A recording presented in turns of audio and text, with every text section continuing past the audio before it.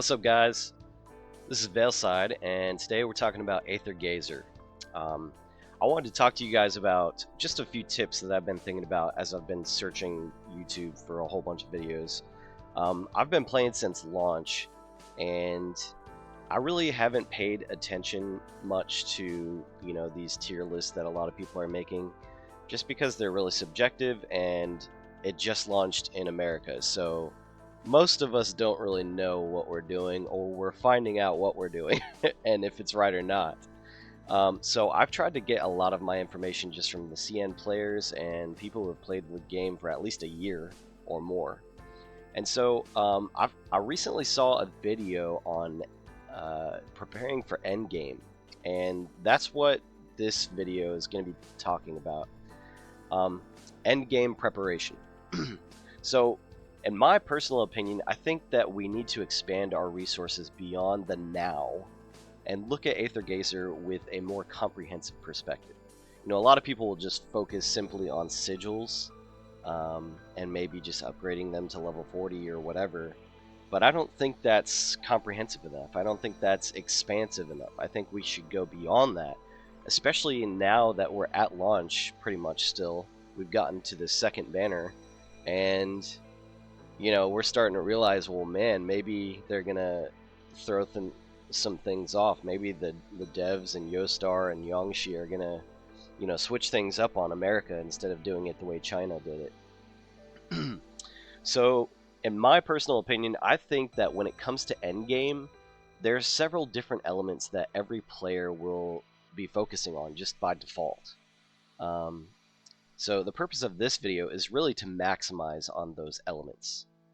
So if we are to truly be ready for the Aether Gazer endgame, I would submit that we need to focus on at least 6 or 7 different areas. And the first one really is team combination.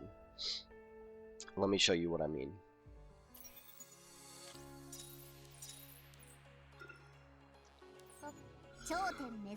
Actually, let's go over here. So obviously you can see I haven't even completed, the main story on normal, and that's been purposeful. I'm not going to waste my resources, my stamina, on the story when I could be building for the future. That's the whole point. But just to show you what I mean, at this point for me, we're 3 weeks in, 4 weeks in, maybe 5 weeks into the game. I feel like we should at least have 3 or 4 good teams to work with. Even though we don't have all of the characters, that we would really want, we should have started off by focusing on 3 main DPS. And once we get those 3 main DPS, which right here, the best category, this first slot 1 is my 3 main. Once they're built up pretty far, we can spread them out throughout 3 different teams, right? And that's what I've done. Well, technically I have 4 or 5 here, but my main is Asura, okay? But then also have Buzenbo and Kotachi. So first of all, when it comes to team combination, we should think about what we have right now, but also what we want in the future. This is actually my main account. I have a second account, and I've tried to split up my resources even more. So on this account, I'm focusing on Fire, Thunder, and Shadow. 3 elements. That's the teams that I would like to make on this account for the long term, as long as I play this game. And on my second account, I'd like to build a Water, a Thunder, and an Ice team. Okay, so now you can see, just thinking through it, that's another way that you can split up your resources. So, if you're free to play, like I am on my alt account, it won't be as difficult, So outside of that, building 3 main DPS and then spreading them out through 3 different teams, you also want to consider how you're going to build your team. You can build your team in 3 different ways. You can build them in, technically 4. You can build them based on just power, like this. You can build them based on their ultimate skills, whether it's 3 people who share the same ultimate skill or 2. Or you can build them on element, like this. This is an ice element here. Or you can build them based on faction, like this one. This is the Shino faction right here. So there's 3 or 4 ways you can really build a team, and my goal is possibly combining all 3. You know, I think that would be the best way to do it, which will probably mean, you know, all of the same element or the same faction, like Yggdrasil here, but maybe 2 of the 3 sharing the same ultimate, which I think is, well, it's not the case for this team. So that's one thing. That's the first step, I would say, how to prepare for Endgame. Because once we take all of the characters that we have right now and make 3 or 4 teams out of them, we'll be able to fulfill all of the content that we can play right now, especially when it comes to recurring dreams. You're going to need 3 teams for that, maybe 4 in the future, we'll see, right? But what about the future? What if we can build certain characters right now in view of a team that we want in the future? And that's where I'm really driving this. And so when it comes to that, it comes to proper sigils, choosing the proper sigils, but at the same time, like, maybe even theory crafting some of the sigils. For example, with my Aether Thandi, right? So her recommended sigils are these: the Lightning Cutter and this Divine Grace thing, Philosopher's Fantasy, right? It gives you increased Divine Grace, the damage of it, right? So you get increased damage, increases Divine Grace modifier's skill damage by 10%. Okay, so I'm gaining extra 10% and 1 Divine Grace every second. Okay, well, that's not what I did. Actually, I went with this since it gives you crit rate and it gives you Divine Grace. So in my opinion, this is a better setup than the recommended. And of course, I'm in the correct spot, so I get the correct skill effects. I don't know if a lot of people don't seem to know this, but if you put your sigils out of order, you're not going to get the right skill effects. You know, you're cutting yourself out of CP and out of power. So when I say proper sigils as step 2 for preparing for Endgame, I'm talking about getting the right sigils, but really the best sigils that you can put on a single person based on their own kit, based on their attacks and whatever, right? So you could just go in here and read whatever they use, whether it's traces or Divine Grace or energy or whatever. And you just figure it out. Like, would you rather have a little bit of Divine Grace, or would you rather have crit and a medium amount of Divine Grace, right? It's a no-brainer. So proper sigils. And obviously, with proper sigils, you want to go with leveled sigils. Obviously, my sigils are not fully leveled. Sure, they're level 40, and that's fine. But I personally am not going to enchant my sigils until they release all the new sigils. That's just a personal preference. But if we really wanted to prepare for Endgame, we would go and check out the various different spreadsheets out online right now, based on the CN version and just all the characters that are going to come out or that are already out. And it just tells you, you know, basic information about the character and what sigils work best for them. Well, the thing is when you look at those spreadsheets, they don't show you these recommended sigils. They show you different sigils, and it's a different setup. It shows you not just a different setup for characters, you know, up to SSS rank, where it's 1, 3, and 5, 2, 4, and 6. It shows you what sigils should go on that character if they're Omega rank as well. So you'll have 3 different kinds of sigils. 2 as one kind, 2 as another kind, and 2 as a third kind. So, but when you're looking at those spreadsheets, most of them are completely different sigils than our recommended ones, which are like, man, what's going on here? Where are the proper sigils, you know? So, in my opinion, I don't think it's worth it to build some sigils unless, for example, the Lightning Cutter and the Ship of Theseus can go on other characters, right? That's fine if they can, and I think these could.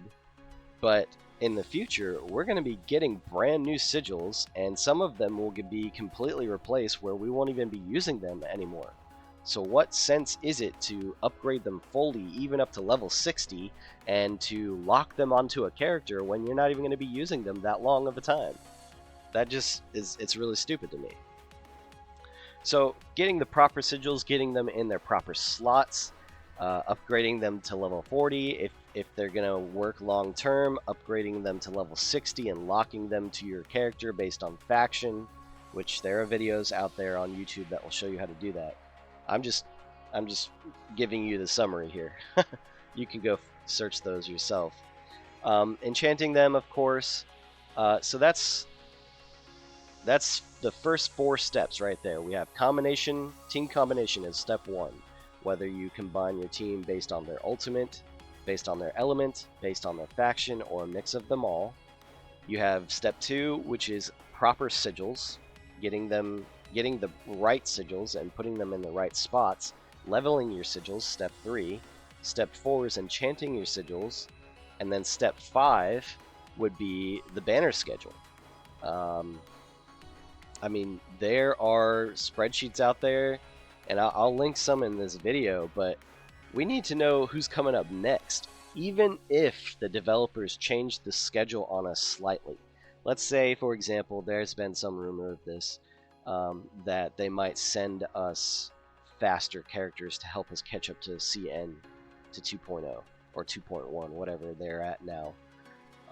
Even if that happens, their schedule of the characters of who they are going to release will be somewhat the same, I would think, even if it's just faster.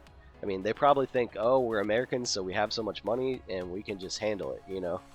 And if that's the case, then we need to be prepared. Obviously, you can tell I'm not prepared. 6,395 stars. But yeah, we need to know what the schedule is. We need to know who's going to come out and when. And in that sense, we need to look to the future and say, I want this character, I want this element based on my, plan for whatever element or whatever faction or whatever ultimate I want to combine a team with. And we need to really min-max our resources. Ultimately, if we don't want to spend a lot of money, if we're free-to-play players, or if we're just light spenders, we need to really focus on that. Because why would we throw money at a banner of some character that we're just not going to use for the long term, even if they look cool? I mean, sure, people pull for aesthetics and waifus and, the male characters, but if you really want to play this game, and if you really want to beat a boss that has, 500 times health, you're going to need some good characters. So I would say pull aesthetically, yeah, for that. That's pretty cool. That's fine in my boat. I do that too. But pull at the same time that's efficient, where it will work with your teams. So check out a banner schedule. Look down at the end of this video, at the bottom of this video, and you'll find 1 or 2 of them at least. Even some of the spreadsheets out there now have a banner schedule already on it. But once you see who's coming out, you can start planning from there.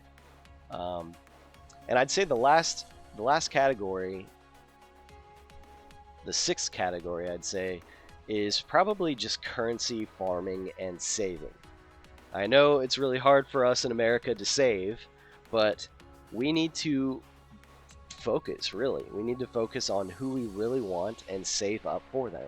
That means figuring out all of the the challenges and all of the weeklies and dailies and guild missions and whatever else we can do to make the currency of shifted stars.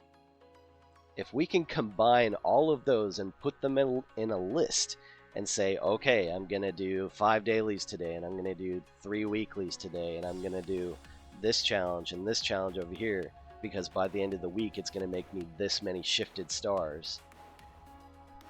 That's a really good way to focus and to be disciplined about it, so that by the time that that character does come out in a month or 2 months, 4 weeks or 8 weeks away, not very long, you'll be ready and you won't have to pull out your wallet and use real money.